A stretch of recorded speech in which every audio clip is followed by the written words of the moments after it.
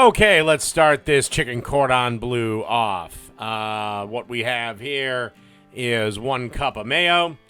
Add to that 2 tablespoons of Parmesan cheese, about a teaspoon of pepper, a little more, a little less, depending on what you like. Me, I like a shit ton of pepper.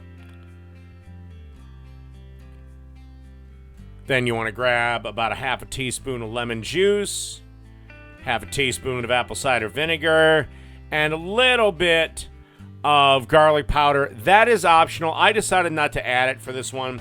And basically you want to give this a good mix, put into a Tupperware container, and chill out in the fridge for about an hour before you make the rest of the sandwich.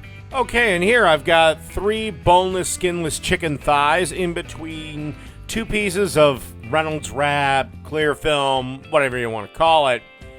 You can do this with parchment paper. I wouldn't use wax paper, but basically you want to grab a mallet and proceed to beat the ever-loving shit out of these things and tenderize them till they're about quarter of an inch thick or so, half an inch, quarter of an inch thick.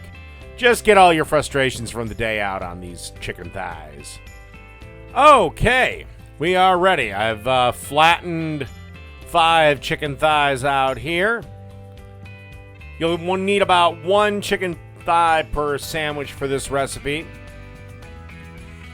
And I've preheated this griddle to about 300. Remember, chicken doesn't have a whole lot of fat, so you don't want a high hot heat because you don't have a whole lot of fat to work with. And then on the one side, I seasoned both of these, but I'm going to season the other side liberally with seasoning salt. Or seasoned salt. Lowry seasoned salt is actually brand specific. And then, of course, a good amount of freshly ground black pepper. And these will take a couple of minutes aside, 2-3 minutes aside. You basically want to go till they're 160 internally. All right, let's move on and start assembling this sandwich. I've increased the heat on the griddle to about 400. And you want to butter one side of the bread. Place a nice chicken thigh on there. Time to add a little cheese, because cheese makes everything better. And for this, as you know, on Le Cordon Bleu, they have 2 types of cheeses.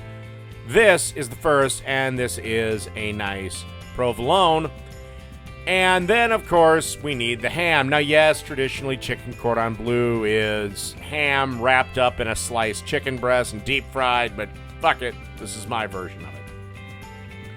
So you want to take a couple of slices of ham, place them there. Normally I'd say go a little heavier on the ham, but this time you actually want to be a little bit more reserved because you want to make sure the chicken doesn't get drowned out. And then, of course, the other type of cheese is a nice little fun Swiss cheese.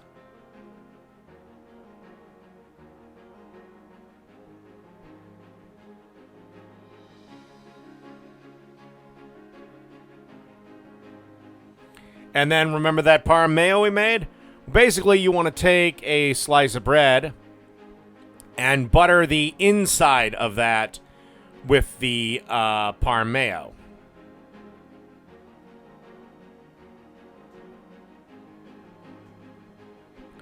So just a generous little dollop of it on there. And don't worry, we're going to butter the other side. So join me back when we got these on the griddle. Okay, and they're griddling away nicely, trying to create a little bit of steam for them. That's the only challenge with grilled cheese sandwiches, trying to get that steam going, because the steam helps the cheese melt. And you just want to turn them around. And unlike burgers, you can actually press these down. Don't worry, you're not going to destroy anything. You're not pushing anything out. And then you just want to griddle them up for a couple of minutes, and they'll be ready to plate. Okie dokie, we got ourselves some freshly made fries, and the last thing we have to do is just plate this up on the cutter board and do a cutaway. And that's it. And that is chicken cordon bleu sandwiches. Done. And I just want to take a couple of seconds and thank everyone. This will be my last Dave's Cooking show with this setup. As some of you have watched the live streams, as you know, I got a new stove and I switched from electric to gas. So I just want to thank everyone for the 5 years you've been watching me, and here's to another 5.